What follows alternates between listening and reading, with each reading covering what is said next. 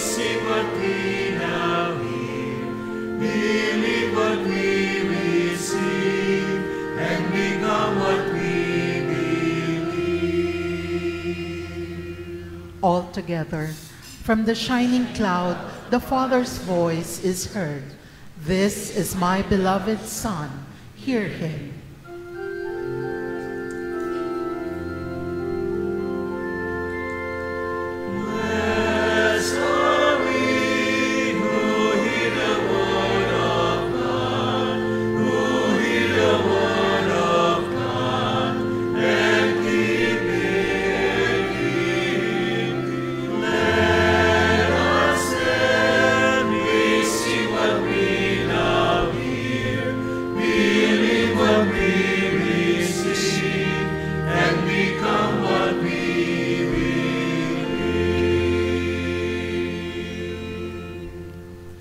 The Lord be with you. And with your spirit. A reading from the Holy Gospel according to Luke. Glory to you, O Lord.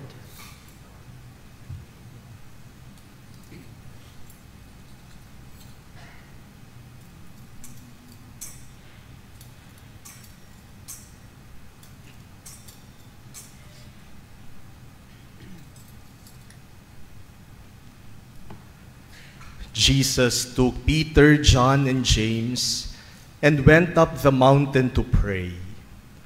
While he was praying, his face changed in appearance, and his clothing became dazzling white. And behold, two men were conversing with him, Moses and Elijah, who appeared in glory and spoke of his exodus that he was going to accomplish in Jerusalem. Peter and his companions had been overcome by sleep, but becoming fully awake, they saw his glory and the two men standing with him. As they were about to part from him, Peter said to Jesus, "Master, it is good that we are here. Let us make 3 tents, one for you, one for Moses, and one for Elijah." But he did not know what he was saying. While he was still speaking, a cloud came and cast a shadow over them, and they became frightened when they entered the cloud. Then from the cloud came a voice that said, "This is my chosen Son. Listen to him."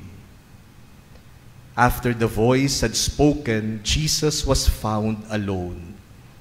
They fell silent and did not at that time tell anyone what they had seen.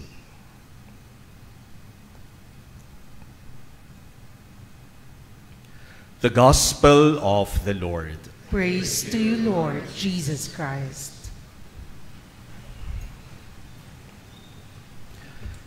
My dear brothers and sisters, what Peter, John, and James saw on the mountain surely changed the way they looked at Jesus. After they saw the transfiguration of Jesus, which is our gospel on the second Sunday of Lent, after they saw that the face of Jesus became bright as the sun, and his clothes became dazzling white, and after they saw Jesus conversing with Moses and Elijah, and after hearing the voice of the Father saying, "This is my chosen Son, listen to him," Peter, John, and James knew that Jesus was no ordinary human person. Jesus was not an ordinary Jew. Jesus was not just a teacher, a leader, a healer, a miracle worker. There is so much more in Jesus. Jesus is the Son of God. Jesus is the fulfillment of the law represented by Moses and the prophets represented by Elijah. The transfiguration of Jesus gave Peter, John, and James a preview to the true identity of Jesus. Who is this man? Peter, John, and James could answer, He is the Son of God. He is human and divine. He is God and man. And that is the reason why at the end of the Transfiguration event, the voice of the Father was heard saying, "This is my chosen Son. Listen to Him." The Father invites the disciples of Jesus and all of us to follow Jesus, to imitate Jesus, to obey Jesus, or probably in our contemporary parlance, to idolize Jesus. As if the Father is presenting Jesus to us and tells us, "This is my Son. Look up to Him.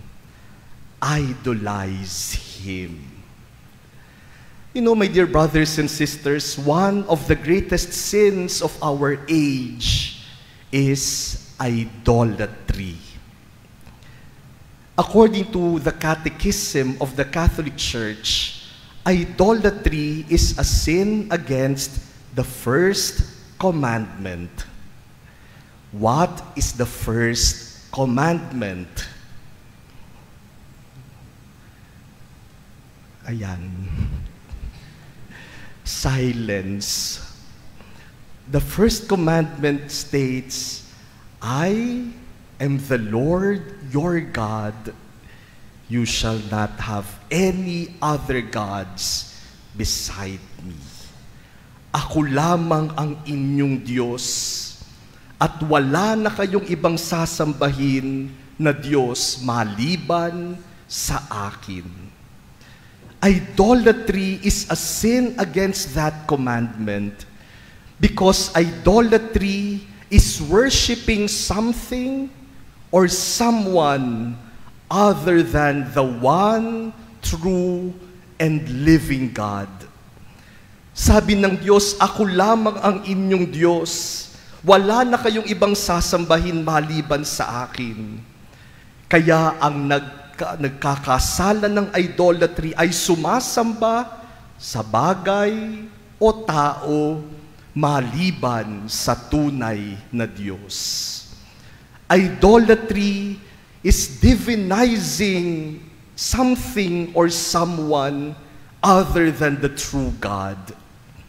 Idolatry is the extreme reverence, love, and admiration that we give to something or to someone as if that something or someone is God.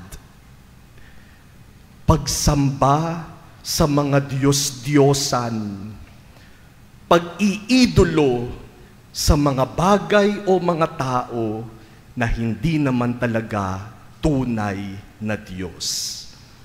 That is idolatry. And that is one of the greatest sins of our times because many of us worship things and even people as if they are gods. You know what's the problem with idolatry? The problem with idolatry is that what or who you idolize, you become. Kung sino yung iniidolo mo, yan ang magiging katulad mo. Because when we idolize someone, we usually see something in that thing or in that person that we want for ourselves. Kaya natin iniidolo kasi gusto natin maging katulad niya. Kaya yung iniidolo natin, magiging tayo. Who you idolize, you eventually become. Kaya halimbawa po, Meron tayong iniidolong artista. Lahat tungkol dyan sa artistang yan, tinitingnan natin. Kapag nagpagupit siya at ganun yung style ng buhok niya, nako, tayo rin, magmamadali sa parlor. Sasabihin natin, pwede bang gayahin mo yung buhok nito? Kahit hindi naman bagay. O kaya pag nakita natin, kaya pala maganda yung kutis niya. Ito pala yung pinapahid niya sa mukha niya. Bili naman tayo agad. Punas ng punas, pahid ng pahid sa mukha. Wala namang nangyayari. Hindi ibig sabihin na bagay sa iba, bagay din sa'yo. Yan ang problema sa idolatry. Yung pinahangaan natin, iniidolo natin, sinasamba natin, nagiging tayo. Kahit na nga yung paraan ng pagsasalita, kahit na yung pagkilos, kahit na yung pag-uugali, nagagaya natin dahil iniidolo natin. My dear brothers and sisters, today, God the Father presents to us Jesus, His only Son, and tells us, listen to Him, imitate Him, follow Him, idolize Him. Kaya maganda pong tingnan sa ating buhay, sino ba ang iniidolo natin?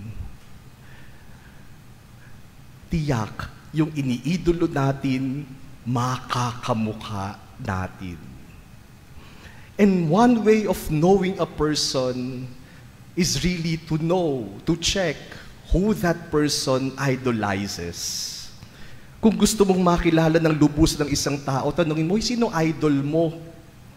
At kapag sinabi niya yun, ibig sabihin, yun ang mga values, principles, and attitudes that he wants for himself.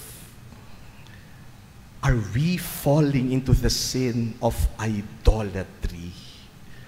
Are we worshiping things or people other than God? St. Paul in our second reading today tells us, be imitators of me because I imitate God. You follow me, follow what I do, because I am following God. And He has a warning. Those who follow or idolize people other than God, St. Paul says, their end is destruction. Their God is their stomach. Their glory is in their shame. Alam niyo po ang nakakalungkot, marami ang nagsasabi na sila daw ay Kristiyano. Pero bakit ang iniidolo? Demonyo. Bakit maraming nagsasabi na sila daw ay naniniwala kay Kristo? Pero yung mga ginagaya, yung mga sinusundan, yung mga hinahangaan, ay yung mga taliwas sa mga sinasabi ni Kristo. Let us be very, very careful who we idolize because we will turn out to be like them. No, my dear brothers and sisters, I have shared this with you many times, that while the online masses, the live streaming of masses, benefit many people, especially our brothers and sisters who are ill or those who are working abroad. They are able to participate even online in our masses. One of the probably disadvantages or negative effects of online masses or live streaming of masses is that people think that we priests are celebrities. Kasi nakikita araw-araw sa pagbumuka sa social media, nakikita sa YouTube, nakikita sa TV, akala kaming mga pare, artista. Parang yung artistang napapanood natin sa mga teleserye araw-araw. And so people sometimes would approach us and would tell us, Father, fan ako. Fan mo ako. O kaya sasabihin, Father, follower mo ako. Or sometimes they will say, Father, idol kita. You know, when people tell that to me, I would say, naku, that is idolatry. That is worshiping someone other than God. Bakit ako ang sasambahin? Bakit ako ang iiduluhin? Iba na ang Diyos ang dapat sambahin at iduluhin. But you know, one time, someone called my attention. Sabi niya sa akin, Father, don't say that.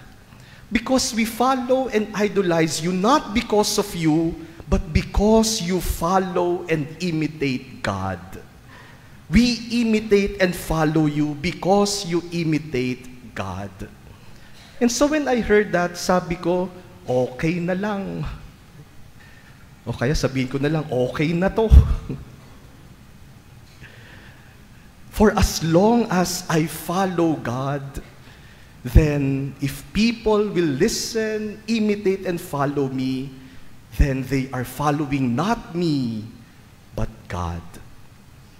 My dear brothers and sisters, let us check who we idolize.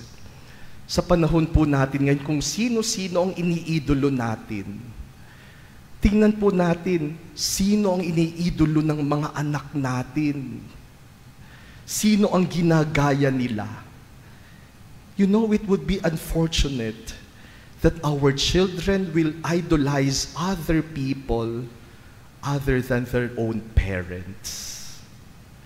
Yung bang sasabihin nila, mas idolo ko toong taong ito kaysa sarili kong magulang. Hopefully, our children will idolize us because we follow and idolize God.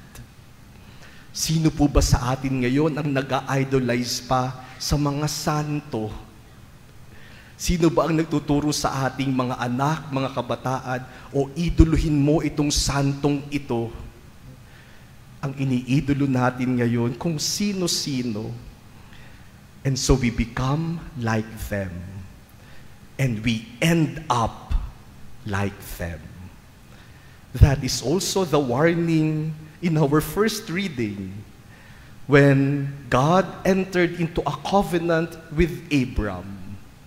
God said, I will make your descendants as numerous as the stars in the sky. But your part of the deal is that you will follow me, you will obey me. You will be my people, but I must be your only God. And to seal this agreement, God asked Abram to bring some animals and split them in two. Hatiin yung mga animals and place each half opposite the other. Magkakahating animals na nakahilera. And then God passed through those animals in the form of a fire, as if telling Abram, whoever does not keep his word will end up like these carcasses. Kung sino ang hindi magiging tapat sa usapan, ganyan ang mangyayari, parang hahatiin na parang walang buhay, patay na mga hayop. That is the end of those who commit idolatry. They will end up as lifeless, dead, and rotting carcasses. My dear brothers and sisters, as we continue our Lenten journey, let us only focus on Jesus. Let us idolize Him, because He alone is worthy of our imitation. And let us ask the Lord to transform us, to change us, to transfigure us, to become like Jesus every day.